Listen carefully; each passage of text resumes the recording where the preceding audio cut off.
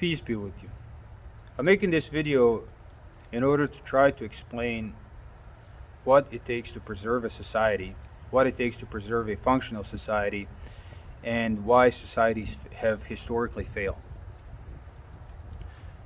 The reason why civilizations, even great ones like Rome, fail is because people abandon God. They start to behave in a way that God does not allow. And this is why God has continuously sent prophets to try to correct us from our stupidity, but we just don't like to listen. We think we're smarter than God. And here we are in the 21st century America, and we think we know everything, and we think our new priestly class, meaning our scientists, especially social scientists, are telling us things that are best for us and best for our society, wherein what they are doing is they are destroying our society. So I wanted to use a few examples from the Quran. As a matter of fact, I'm going to use the ones that initially, when I read the Quran, I thought that they were absurd. I thought that, well, this is not really what I agree with. But after reflection and after studying the problem, I realized that this is the only way. So societies fail because people stop being moral. They stop trusting each other. They start using each other. They start to abuse each other.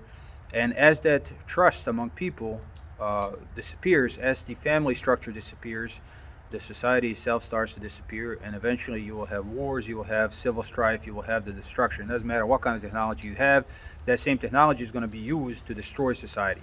So without God, you cannot have a functional society for very long. So let's take, for example, a verse in the Quran that says, and this is in the 5th chapter, as for a man who steals and a woman who steals, cut off their hands as an exemplary punishment from God. And then the next verse after that says, but if they repent and reform, then God is merciful. So that actually matters as well. So let's take a look at at the nature of criminality in America now. And let's look at this from the perspective of addiction. It is absolutely clear that addiction is a disease that makes people do very bad things. People prostitute themselves, they steal, they beg, they will do whatever to support their addiction. And the recidivism rate of such people, meaning they go back to jail frequently, if arrested, they go back to jail frequently, is huge. If you look at California, they're having huge problems with people who are doing petty shoplifting, and I bet you if you really take a look into history of these people, a lot of them are going to be on drugs. So everything we've tried, prison reform, focusing on education, drug courts, all of these things have not been very successful. They might have been successful for some people, and I think these setups should be continued, but they're not very successful, and people are still out there stealing and so on. Being merciful is important. That's why I said that other verse, if they repent and reform, that God is merciful. Nobody should be cutting off anybody's hands the first time they steal something. That's just ridiculous. That's stupid. You wouldn't want that done to your children, so you shouldn't be doing it to anybody else's children. What should be done first is, drug rehab and paying back the debt and so on. But these people, if they continue to steal, at what point do you want to protect the victims? There are people, there are victims of theft. And these people should not be allowed to be victimized perpetually, right? So you have to stop the thieves. And eventually, after enough arrests, they should be on the table. The only way you're going to stop people like that is if you actually do what God said and cut off their hands, and they will no longer be able to steal. And as unfortunate as it is, and as expensive it may be to support such people on welfare, it is certainly cheaper than supporting them in prison, and cheaper of having them victimize other people all the time. Not only that, God says as an exemplary punishment. This is an example. You got to understand that we live in social structures. We tend to hang around people like us. So, people who do drugs, they hang out with other people who do drugs. Thieves hang out with other thieves. You don't see rapists and moral people hanging out together, because nobody that has any shred of decency is going to hang out with a, rapist. Even prisoners don't like rapists. So we hang out in our own social circles, and that includes people who steal. And when this punishment would become known, so when these people show up without their hands in their social circles, then they will see that there's no more playing around, and a lot of these people are going to change. And if they don't change, they will be taken out as a threat without killing them, but it is what it is. Otherwise, they will continue to destroy society. This is why you see the expansion of the problem of theft. It's not getting better, it's getting worse. Even with all the money that has been thrown at it, the problem is getting worse. So, this is why God has to be obeyed, otherwise, the destruction of society is going to be imminent. Let's take another example. God says in the Quran, "As for the fornicator and the fornicatress, give them each 100 stripes, and do not let pity prevent you from enforcing the punishment of God, and have a group of believers witness their punishment." So this is talking about fornication. This is talking about sex outside of marriage.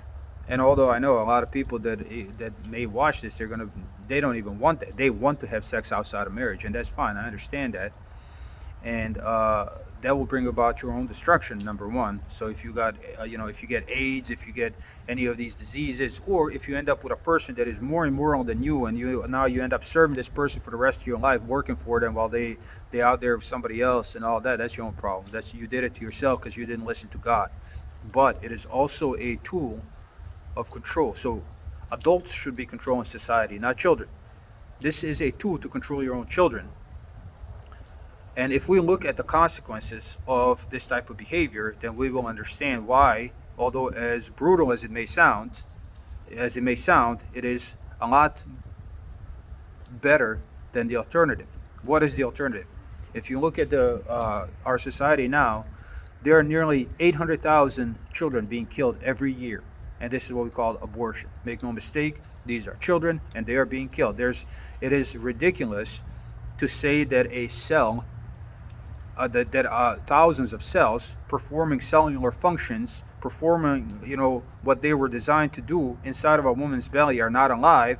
Where at the same time, if we found one dry cell with a cellular structure on Mars, we would say that we found extraterrestrial life. So it is life. We recognize it's life, except we don't want to recognize it's life in this place because we want to give this type of behavioral moral justification where there isn't none. It's just killing kids, and God forbids this. God 100% forbids this. So most of these acts are not because of rape or incest, even though this is what gets thrown around a lot when we talk about this issue. Most of it is because people are engaged in fornication and they don't want the consequences of their behavior, so they kill a child. It is a lot less brutal to whoop somebody with a belt. So I'm wearing a belt right now, leather belt right now.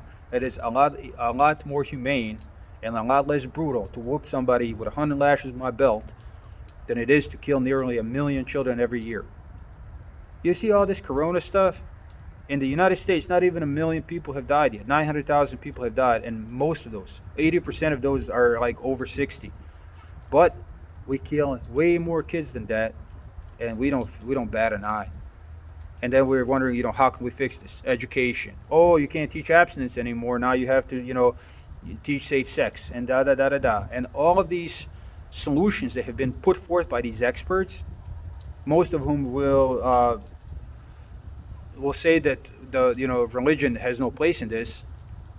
Their solutions are wrong. And when something is wrong in science, we say it's wrong because the results are wrong. So even scientifically speaking, as far as social science, the Quran is right, because you have cultures that actually practice this, and their teen pregnancy or pregnancy outside of wedlock, and therefore single parent households, and therefore these concerns of having a child all by yourself, which drive a lot of these people to commit this murder, don't even exist.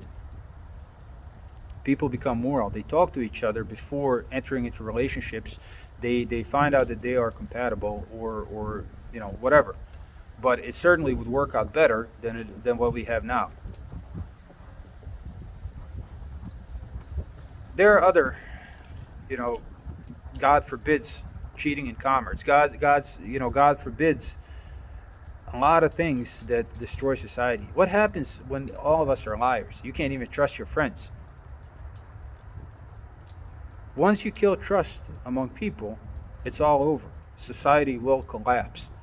And God demands that we are trustworthy. God says in the Quran, "O you who believe, why do you say that which you do not do? Most hateful to God is that you should say that which you do not do." This is not easy to do, and this has to be practiced as a matter of religious devotion. And even then, it's hard. Even then, it's hard. But if it's not in the forefront of our minds as a matter of religion's devotion, then we're not even really going to bother with it. If we are chasing this world, then we're going to lie, we're going to cheat, and we're going to steal, and I live that life. I've been there. I was an atheist, and I thought I was a good person. I thought I didn't need God, but turns out I was a piece of shit. And that's why I talk on these issues, because I've seen the world. I've lived it. I feel like I've lived 10 lives. I've been out on the streets. I've been out, I've done a lot of things in my life, and none of them were right until I read the Quran. There is no society that will function unless we do what God says as a society, as individuals, and then as a society.